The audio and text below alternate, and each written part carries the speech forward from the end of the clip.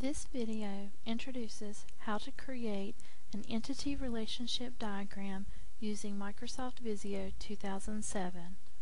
Once Microsoft Visio is open, select the Software and Database template category, then double-click on the database model diagram. Next, we need to set some options to help our diagram look the way we want it, with crow's foot notation and the ability to create many-to-many relationships. First of all, we're going to select the database menu from the menu bar, then select options, then document. We will check the option to show crow's feet notation, then click OK. The next option we want to change is in the Tools menu, in the Options area. Then we click the Advanced tab and select the option to run in developer mode so that it is checked. Then click OK, and now we are ready to create our entity relationship diagram. You may also want to change the zoom so that you can see more of the page.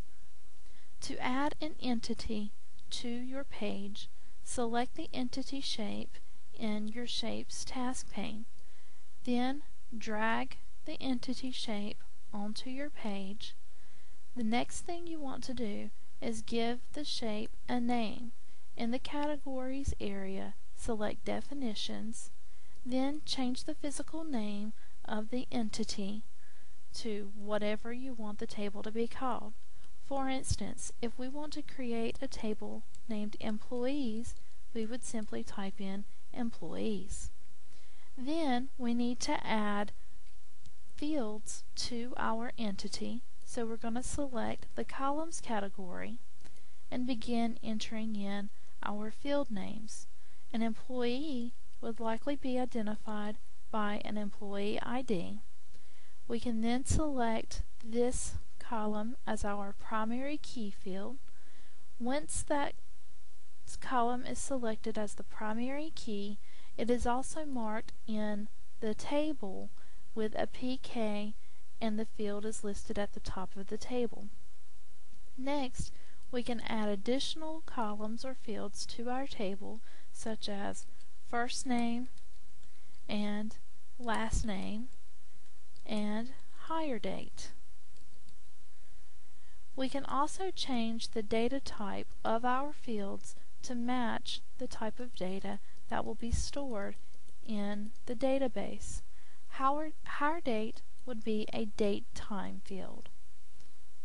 Then, if we have different types of employees in our organization, we may need to create subtypes for this relationship. So let's create another entity on our page, and we can give this a physical name of salaried employees. Salaried employees, because it is a subtype of our employees entity, it will maintain the same characteristics as our employees table. So we will give a column primary key field of employee ID and mark that as our primary key field. Next, salaried employees also receive an annual salary that we want to track. And finally, they could receive benefits, which we will just list as benefit ID. Another type of employee we may want to track is hourly employees, so we can draw another entity shape onto our page and name it hourly employees, and identify the columns as employee ID, which would be our primary key, and hourly rate. We would also want to change the data type of hourly rate to currency, And if we wanted to change our annual salary and salaried employees, we could go back and do that as well by selecting the entity and then changing the annual salary column data type to currency.